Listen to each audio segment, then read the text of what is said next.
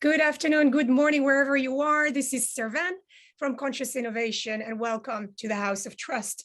Through group sessions, one-to-ones, and public conversations and podcasts, we explore what trust looks like, the stories we create in ourselves and around us to generate valuable relationships and conditions that generate and ignite impact. So the guests in this conversation, through their various backgrounds and technical skills, passions, and experiences, help us look at trust as an input, a journey, an outcome, and a condition that transforms people, but also bring people closer to each other. With this in mind, I'm really pleased today to welcome Dr. Ekua Yankah, our guest today. Ekua, you have a PhD in Social Epidemiology from the London School of Hygiene and Tropical Medicine in the UK, and a Master's in Public Health with a focus on maternal and child health from the George Washington University School of Public Health in the US. You have a rich professional background and you've acquired wisdom at the intersection of various domains: health, arts, sexual education, international development, policy, youth, among others. And in addition, you do speak several languages, and that intrigues me because I love languages. So I so appreciate your stimulating profile. So let me ask you, who are you, Ekua? Tell us a little bit about you. Yes, thank you so much, Servan, for the warm welcome. So my name is Ekua Yankah, as you had mentioned, and I'm actually an Afro-German, so I'm German-Ghanaian. I was born and raised in Germany to Ghanaian parents who emigrated in the 60s. And so because of that, like, I'm a third culture kid. So I always have kind of like a split allegiance because I was born as an African woman in Europe. And then I also spent a lot of time in the United States and the UK for my education. So I really feel like I've had the privilege of really being immersed in many different cultures. And I had a career in the UN system for 15 years, and I traveled a lot. I lived in Southeast Asia for 6 years and worked in many countries in Southeast Asia. I was based in Bangkok. And now I'm living in Portugal. So it's been a really interesting journey. And I think I'm inching closer to moving to the African continent at some point, maybe Ghana, maybe somewhere else, maybe Senegal. Wow. But that's been my journey, and it's been very rich. And so here we are. Wow, Ekua, what a wonderful journey so far, and a lot of promising ones still to come. So tell me, what do you love to focus on at the moment, and why do you focus on what you focus on? Well, I do quite a lot of things. My star sign is Gemini, so I think we're very busy and I never do just one thing. So I have a main job. My main job is working for Brands on a Mission, which is a boutique social impact consultancy firm based out of Nairobi. It was founded by one of my colleagues that I met, or one of my classmates, PhD classmates at the London School of Hygiene and Tropical Medicine. Her name is Miriam Sidibe. She wrote a book called Brands on a Mission. And she founded this company about 2 years ago. And what we do is we advise multinational companies on how they can create social impact at scale. She worked for Unilever for 15 years, and then, was able to do these amazing things with the brands that they had, like Lifebuoy and 1 billion people washing hands, and then working with Knorr on addressing anemia amongst women in Nigeria and Kenya. So very, very interesting things. And so now she's extending that, to other companies. And I joined in October, and I'm mainly focusing on working with their UN clients. So far, that's UNFPA. And what we're trying to do is also teach kind of not public sector, but, government or, intergovernmental organizations on how to work with the private sector. So that's very exciting.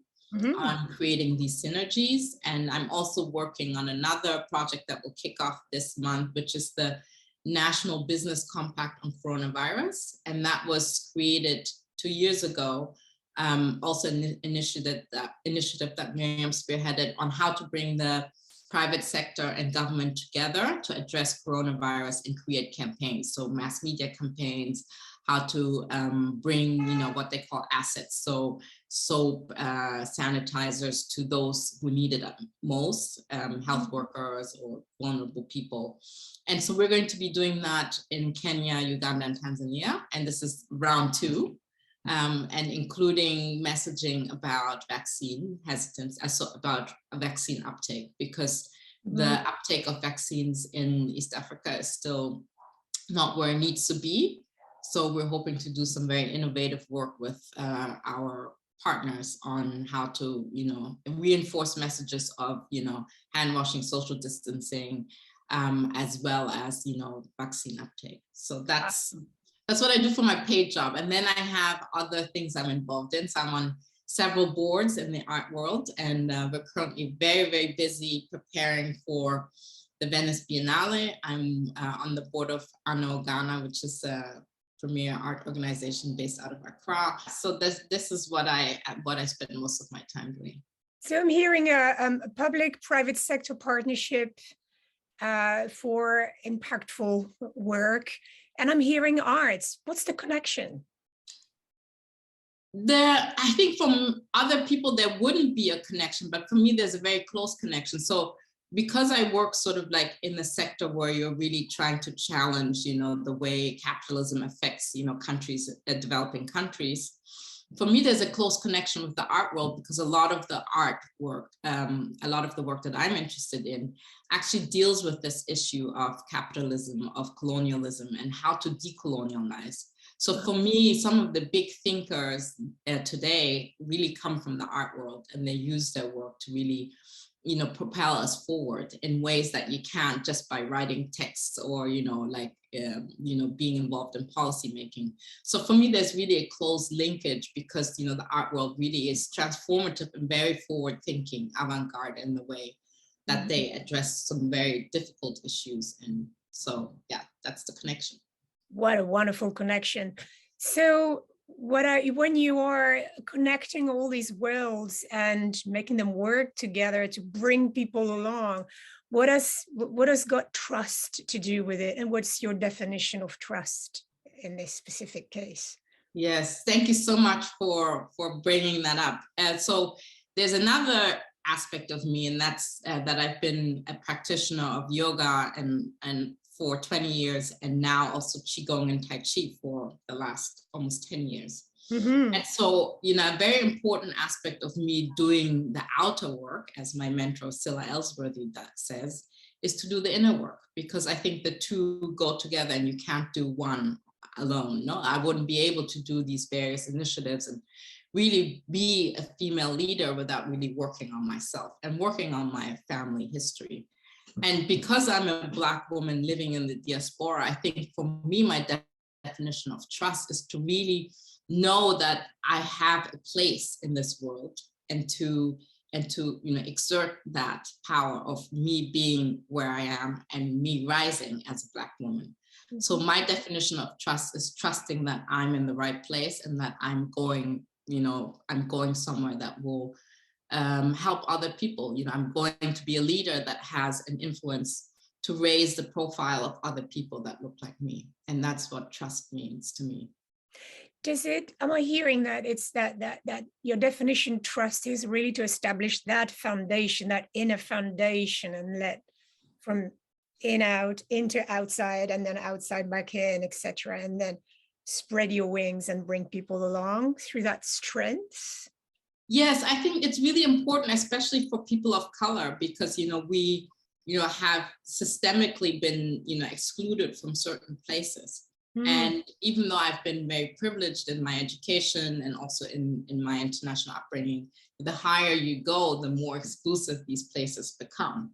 And so as you rise, you do need to have a very firm foundation in who you are, what you're doing, and why you need to be there, why you deserve to be there.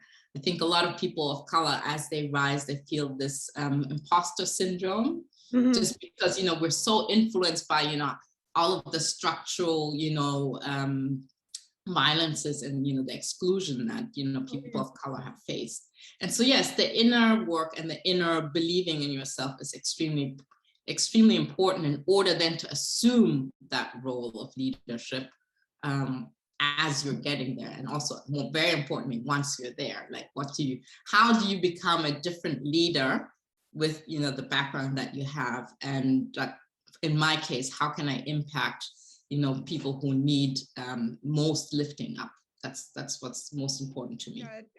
I've heard the word to deserve your place. Who determines that?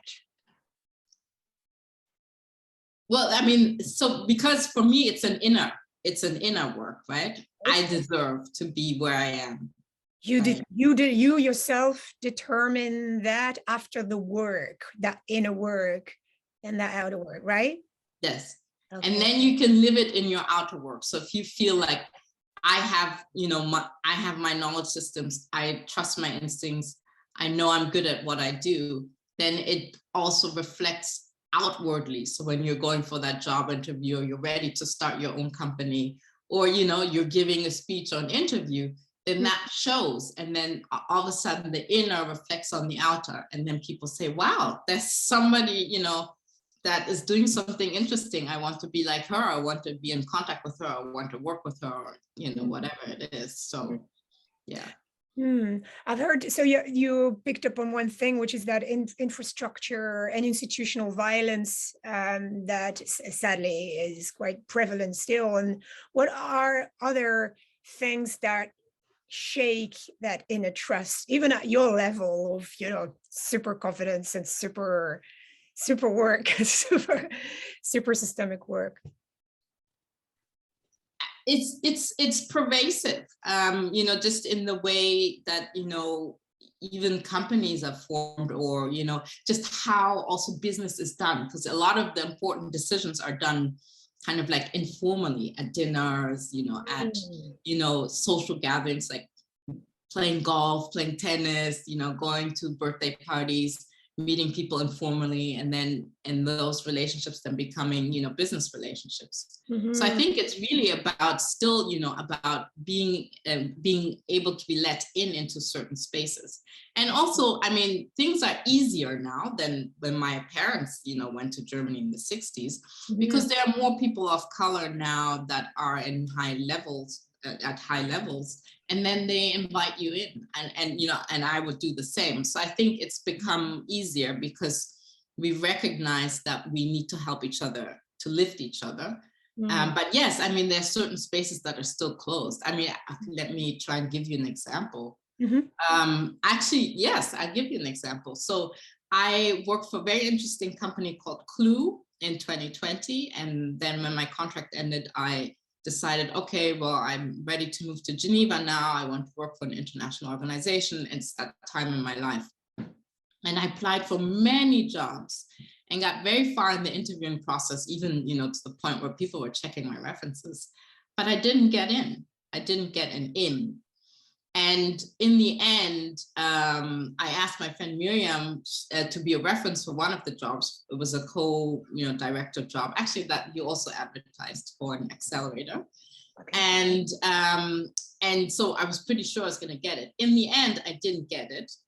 In the end, it was a blessing of disguise, but it just goes to show that in order to get to these highest places, there are always like 10 people pushing you, there's always 10 people pushing. And I didn't have that, I didn't have, for the various jobs that I applied for, I didn't have, the people pushing me internally. And so I ended up somewhere else, which I'm very grateful to, and it wouldn't have been a good fit. But that made it very clear to me that, despite my, experience and, the degrees and everything, there's still places that are closed.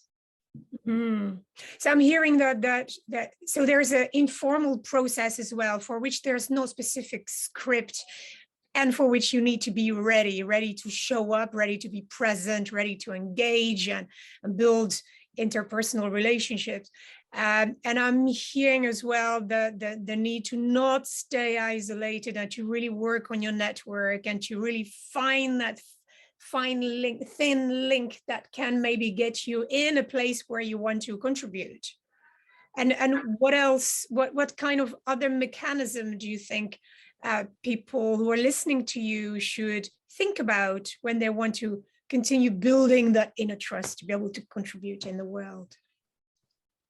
Networking is really important. I don't know. I don't think that it's underestimated. I mean, I did my first degree and my master's in the United States, and networking is a very important skill that you learn. It's a must-have. Maybe not so much in Europe, but I think that, you know, many of the places where I was able to get an in was through my network work, whether that was, you know, the universities I attended, or now, you know, the people that I studied with, you know, that's another important in. I think these things are essential, and just, you know, really taking care of relationships, maintaining relationships over the years. That's been, you know, the key to me, you know, really having had this varied career, because anybody that you meet could be the next person who will, you know, offer you a consultancy or invite you to a meeting, or, you know, you never know. So I noticed that your tip or your recommendation here, your insight comes from someone who is very able to navigate between, you know, health, technology, you know, public, private sector, policy, and art. So what would you recommend to someone who's more of a vertical person, or, you know, just stays in one area? What else should they look at, if there's any recommendation or any tip or any questions you might have for them? My recommendation is to do yoga. No, but I'm not being facetious. I think that it's really important to get out of your comfort zone. Right. And I really think that, you know, again, the inner reflects the outer. You know, you really need to know sort of like where you come from. What's my story? Who is my family? What are my weaknesses? You know, I was a very, very shy, you know, child. But, you know, I had my mother, who's extremely outgoing and very charming, and I have an older brother who's just like the most, you know, sociable and charming person I know. And so I always aspired to be like them.